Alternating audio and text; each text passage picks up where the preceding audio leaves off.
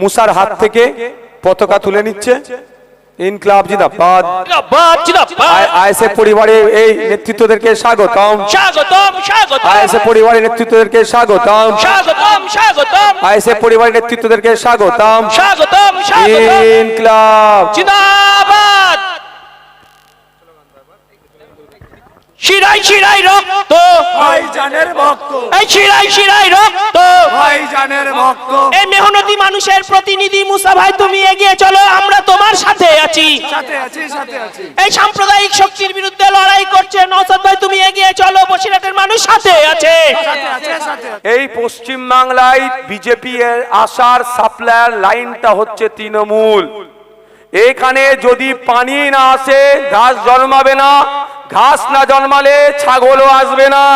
তাই পশ্চিম এখানে পানি আমাদের টার্গেট করতে হবে, পানি আসা সাপ্লায়ার লাইনটাকে কাটা। পানি আসা সাপ্লাই লাইনটা কেটে দাও, মাঠে পানি ঢুকবে না, ঘাস তৈরি হবে না, ছাগলের উৎপাত হবে না। তাই পশ্চিম বাংলায় বিজেপি আসার সাপ্লায়ার লাইনটা হচ্ছে তৃণমূল। তাই আমাদেরকে ঐক্যবদ্ধ হতে হবে।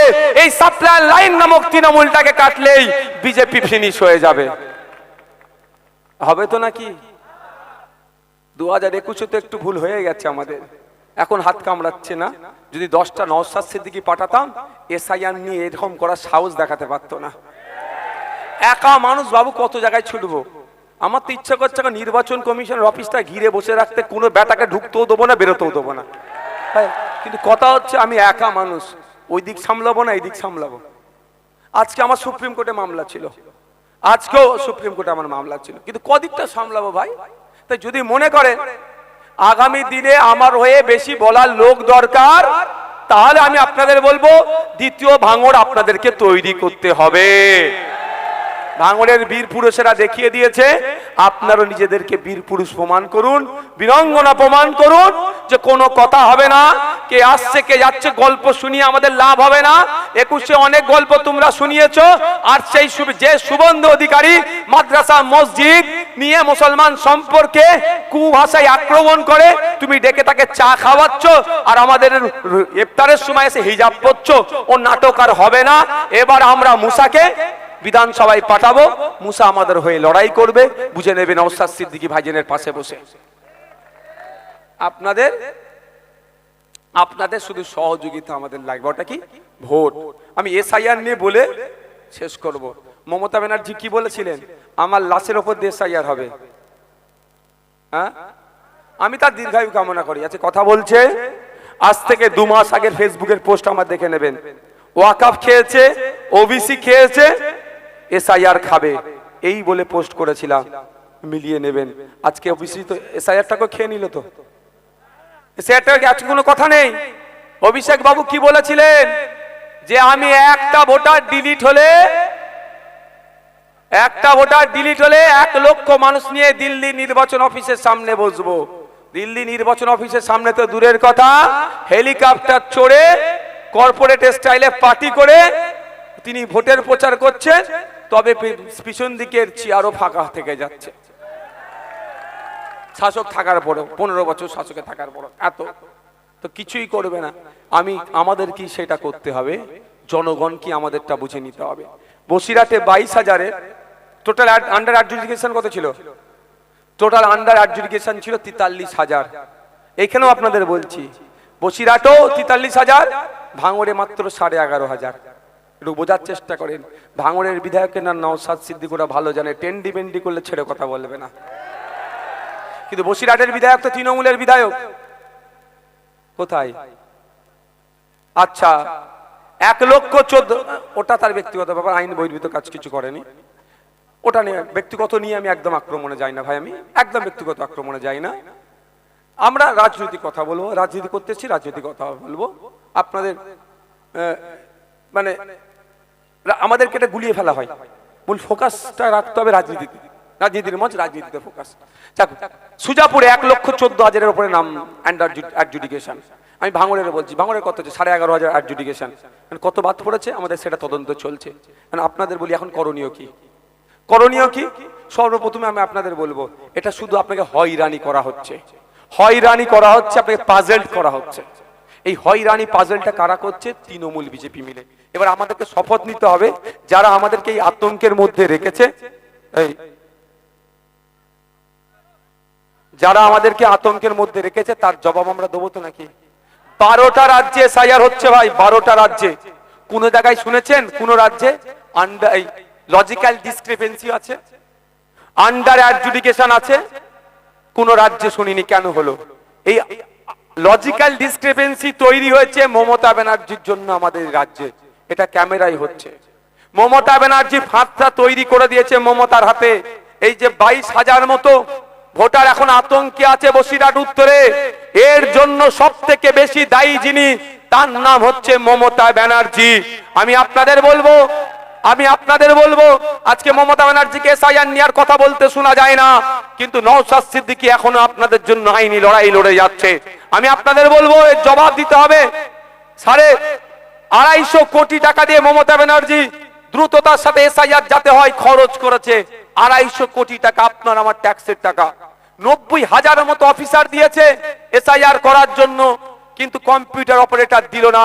কম্পিউটার অপারেটর দিলে লজিক্যাল ডিসক্রিপেন্সি আসতো না, লজিক্যাল ডিসক্রিপেন্সি না আসলে আন্ডার অ্যাডজুডিকেশন আসতো না, আন্ডার অ্যাডজুডিকেশন না আসলে আপনার আমার ডিলিট হয়েছে বা আতঙ্কিত থাকতাম না। সর্বপ্রথম ফিরে আসা যাক, মাত্র 1000 কম্পিউটার অপারেটর চেয়েছিল 3 থেকে 4 মাসের জন্য। 1 মাসে যদি খরচ হবে কন্ট্রাকচুয়াল যদি 10,000 করে হয় 1 কোটি টাকা, 4 মাসে 4 কোটি টাকা এক্সট্রা লাগতো। যেখানে মমতা ব্যানার্জি 90,000 অফিসার দিচ্ছেন, 250 কোটি টাকা এসআইআর করার জন্য দিচ্ছে, সেখানে মাত্র 1000 কম্পিউটার অপারেটর দিল না কেন? এই প্রশ্নটা নিজের বিবেককে করুন। বিজেপিকে ফাঁকটা তুলে দিল, সেখানে মাত্র আর 4 কোটি টাকা খরচ করলো না কেন? কারণ এটা যদি করতো সবার নাম ঠিক হয়ে যেত। সবার নাম ঠিক হয়ে গেলে এখন আর এসআইআর নিয়ে চর্চা হতো না। মমতা ব্যানার্জি চুরি, দুর্নীতি, কয়লা চোর, ছাগল চোর, গরু চোর, ভেড়া চোর, এই চোরেদের বিরুদ্ধে আমরা কথা বলতাম। এই চোরেদের বিরুদ্ধে কথা বলার পরিবর্তে আমাদের এখন কি করতে হচ্ছে? ভাইজান একটু বক্তব্য দেন এসআইআর নিয়ে কি হবে। বুঝতে পারছেন কি বলছি? কেমন করে সমস্যা হয়েছে জানেন? আপনার নামের একটা ফুল স্টপ ছেড়ে গেছে কম্পিউটারে, আপনাকে আন্ডার এই লজিক্যাল ডিসক্রিপেন্সি, আর লজিক্যাল ডিসক্রিপেন্সির পরেই আপনার আন্ডার অ্যাডজুডিকেশন, তারপরে ডিলিট হচ্ছে। অবাক কাণ্ড, অবাক কাণ্ড। 2002 এর ভোটার লিস্ট বাপের দেখিয়ে ছেলে পার হয়েছে, ছেলে বৈধ ভোটার, বাপ এখন অবৈধ ভোটার হয়ে গেছে। এখন ট্রাইব্যুনালে গিয়েছে। আজকে ডেটেও বলবো, আতঙ্কিত হবেন না। আতঙ্কিত হলে সমাধান হবে না। আমরা এই বসিরহাটের জন্য খুব তাড়াতাড়ি উকিল রেডি করছি, কিভাবে ফর্ম ফিল আপ করে কোথায় কি লিখে জমা দিতে হবে তা রেডি করছি। আপনারা আজকে আমাদের টিমের সাথে কথা চলছে, আমরা কথা বলছি যাতে আপনাদের ভোটাধিকার কেউ না কাটতে পারে, তার লড়াই করছি। তবে আমি দাদুর কবর দেখাতাম, অনেকের রাগ হতে দেয় না। আজ আমি কি করতে পারি ভাই, ধারণী সিস্টেম তো আমার হাতে আছে। তো যাতে সময় নেই, ওই হই করলে আরো সময় নষ্ট হয়ে যাবে ভাই। তো আমি আপনাদের বলবো এতটুকু কথা, দাদুর কবর দেখাতাম, অনেকের রাগ হতো না। আজকের দিনে বলছি আপনার ভোটাধিকার ফেরতের জন্য হয়তো দাদুর কবরটাও কাজে লাগতে পারে, মিলিয়ে নেবেন আগামী দিনে। কেন বলুন তো? কেন বলুন তো? আপনার দাদুরা যে জায়গায় শুয়ে আছে সরকারি জায়গায়, এর আওয়াজ দেবেন, সরকারি জায়গায় আপনার দাদুরা যে কবরস্থানে শুয়ে আছে, কবরস্থানের কাগজ আছে না নাই? দলিল আছে না নাই? পর্চা আছে না নাই? ওই দলিল পর্চাই আপনার ভারতীয় হবার প্রমাণ দেবে।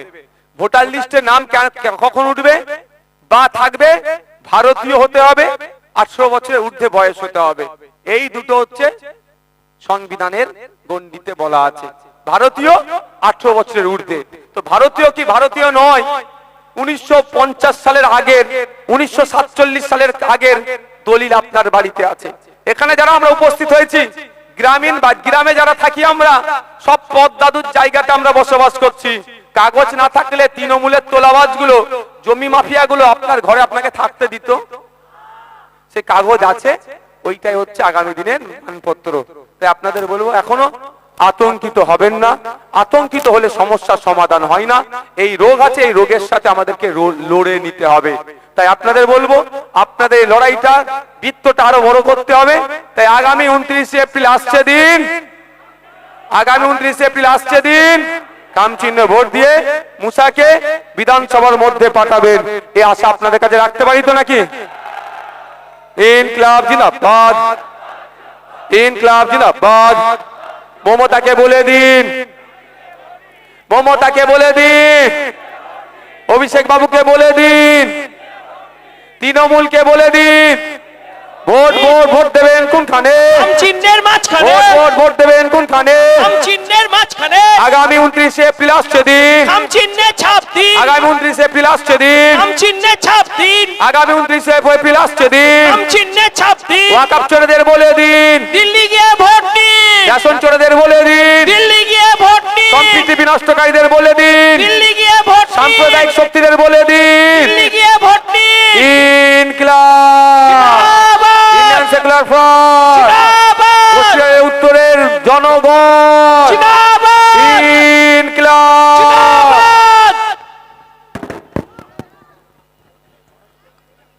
এই শিরায় শিরায় রক্ত, এই এই যারা শিরায় join শিরায় করবে, রক্ত।